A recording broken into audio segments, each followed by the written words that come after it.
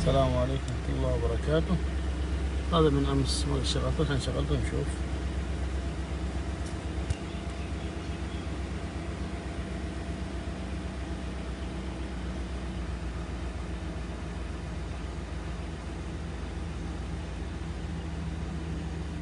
شوف الحين مثلا المشكلة، شوف يبدأ يتفتف كذا، خلاص لا يطفى، يدعس بنزين شوف طقطق، إذا خليته يطفى. لا تفتح ولا يطفى، يقول صوت طفطفة.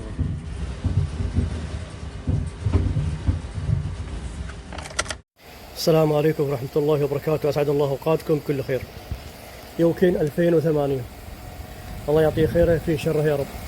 الرجال يعاني له شهرين من مشكلة إن السيارة وهي باردة فيها تفتفة غير طبيعي، وحين تفتفة وتطفي ولن تستقر إلا بعد ما يقول تحمى أو تسخن بعد 25 أو 45 دقيقة ترجع طبيعي جدا. فحصنا وحلينا المشكلة، ولكن بعد عناء. كيف بعد عناء؟ راح تشوفون التفاصيل. والشيء ممكن ما يطرع على البال، او ممكن يطرع على البال للناس فاهمين في هذا المجال، لكنه متعب جدا عشان توصل وتوضح او تعرف المشكلة كيف وايش الاسباب. طبعا انا ماني متخصص والله، لا كهربائي ولا في هذه الامور، انا ممكن مجرد مجتهد او نقول في الصيانة الميكانيكية، لكن في بعض الامور اتعاون فيها مع اشخاص، وبعض الاحيان سبحان الله اليوم اضطرينا للتعاون مع الذكاء الاصطناعي. فبوريكم بالتفاصيل حتى لو كان مملة اكثر ممكن من 17 دقيقة 18 دقيقة مع الذكاء الاصطناعي، والخطوات اللي مع البيانات الحية والبيانات الحية عشان انا اخذها، والقراءات الصح حق الوكالة لازم اشتراك وداتا ومدري ايش وحركات، والبيانات دي تاخذها احيانا من مواقع. الان مع الذكاء الاصطناعي يعطيك اغلب القراءات، ويعطيك التصحيح المعلومات، ولكن مطول نوعا ما. ولكن في النهاية طبعا الذكاء الاصطناعي ارجع وبكرر نعم مفيد، لكن والله في بعض معلومات انه انا اصحح له فيها، لانه يعطيني قراءات عامة.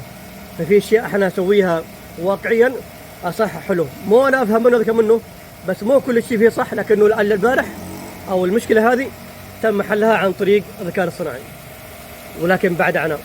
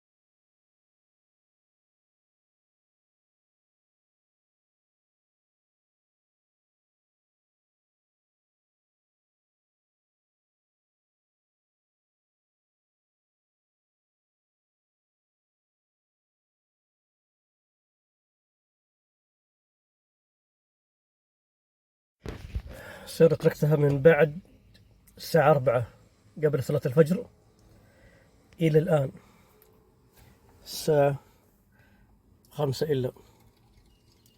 الأصابع مفصولة وحساس الشكمان مفصول. والحين ما أشغل. بسم الله.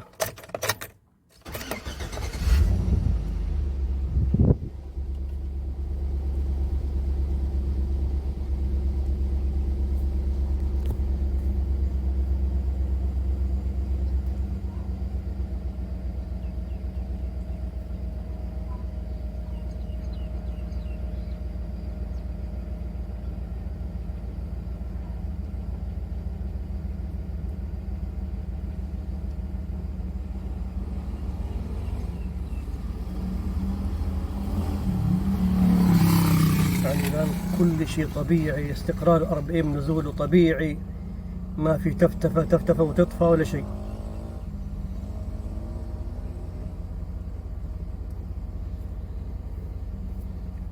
معناته عنده مشكلة الآن فعلا في قراءة حساس الشكمان. ايش الحل الآن؟ عشان ما يخسر ممكن يغير حساس ويطلع مشكلة التباس في الضفيرة. أول شيء يجربها الآن هو بنفسه عنده في البيت. استمرت انه المشكلة ما عاد في ما رجعت، فعليه بس يتوجه الى كهربائي يتأكد من خط الضفيرة حق الحساس اللي فصلناه، اذا ما في التماس تمام يغير الحساس، لانه ما ابغى يغير حساس ويطلع المشكلة نفسها. الحين عرفنا ان السبب انه المشكلة من حساس الشكمان، بس هل من الضفيرة او حساس الله اعلم. وما عنده اي اشكالية، والخسارة اللي خسرها كلها بالقطع اللي غيرها هباء منثورا. وقسما بالله ما لي في اي فضل او انه شطاره او انه كلها توفيق من رب العالمين، ثم اجتهادات وتعاون مع الذكاء الصناعي، والحمد لله رب العالمين. ما عندي الان اي مشكله. ابغاه بس يجربها ويتاكد هو بنفسه. اذا اقتنع فعلا انه اختلفت جذريا وانحلت المشكله، ارجع واكرر يفحص حساس الشكمان، الضفيرة حقته سليمة يغير الحساس فقط. كان المشكلة عنده انه حساس الشكمان معلق ويعطي قراءة غلط والسيارة طافية، يجبر الكمبيوتر بضخ البنزين، عشان كذا تلخبط عنده السيارة. وبعد ما يسخن الحساس، طبعا حساس الشكمان فيه حساس تسخين او نقول التسخين حق الحساس، وظيفته انه يعني 30 ثانية يقرأ الحساس ويعطي قراءة الكمبيوتر عشان يعطي وزنية الكمبيوتر بضخ البنزين مع الهواء بشكل مناسب موزون. فلما كان في غلط سبب هذه الإشكالية كلها اللي يعاني منها له من شهرين وهو من قطعة في قطعة وخسارة بدون فائدة. المشكلة وين؟ أنا فاصل حساس الشكمان. حساس الشكمان بالعادة إذا فصلته أو انقطع أو مو شغال الفيز حقه، لو تمسح الكود وتشغل راح يرجع الكود مرة ثانية. هنا الغريب ما هو موجود، فمعناته كان عنده العطل حساس عطلان ولكن ملغي عن طريق البرمجة، لأن الآن أغلب السيارات طبعا السيارة ما أخذها قبل 2 سنين، فأغلب البعض يبيع السيارة عنده مشاكل في حساس الشكمان مثلا ولا في لمبة الماكينة، بدل ما يخسر يغيرها أو يصلحها يلغي البرمجة حقها عشان ما تظهر في الفحص. وهذه من أحد المشاكل والأسباب. ولا الحساس الشكمان لو تعطل السخان حقه لو الهيتر يطلع فيه كود. فالحين احنا فاصلونه كليا الحساس، ومو ظاهر عندي لا لمبة الماكينة هنا ولا في فحص الكمبيوتر، مع ان السيارة شغالة ما هي طافية. ايضا الدليل انه لمبة الماكينة تفتح مع سويتش، يعني شغالة لكنها ملغي الاكواد برمجيا. طبعا يشتغلون حق الدبابات، لكن ملغي الاكواد برمجيا، عشان كذا العطل موجود لكن الكود ما يظهر في الفحص. فبرضو الاسلم الان يسوي لها برمجه اونلاين. وانا والله دائما انصح من زمان، سياره مستخدمه ما اخذها ما تدري عن تاريخها ولا تعرف عن راعيها، اذا كان هو زميل شخصي ولا قريب سوي لها برمجه اونلاين. ليش؟ عشان يستعيد برمجه الوكاله او المصنع، فعشان لو في اشياء مخفيه راح تبين. ما في اشياء مخفيه، فانت اساسا الان جلست على شيء مبين. يصير بكره عندك لو ظهر مشكله راح تظهر معك. بس سيارة مستخدمة الان انا اجزم انه لها برمجه في اخفاء الاكواد. وطبعا هذه الاشياء اللي هو جابها لي مغيرها، تخيلوا هذه ما في شيء، وهذا ما في شيء حق حساس الكرنك، وهذا صمام الإيفاب ما له علاقة. هذا اللي يقول لي موجود الآن. هذا جهة البنك يمين، جهة سواق عفوا، بنك 1، سنسور 1، سنسور 2. هذا بنك 2، الجهة هذه سنسور 2. والمشكلة اللي عندي هنا سنسور 1. سنسور 1 هذا الفيش حقه فصلناه وحطينا حق الحساس الشكمان هنا في الماسورة هذه بس ثبات. الآن لازم كهربائي يفحص الضفيرة هذه، يشوف فيه كهرباء تمام، إذا كان سليم غير الحساس. ما في كهرباء في حل المشكلة. الإشكالية كلها في هذا الحساس. هذا الحساس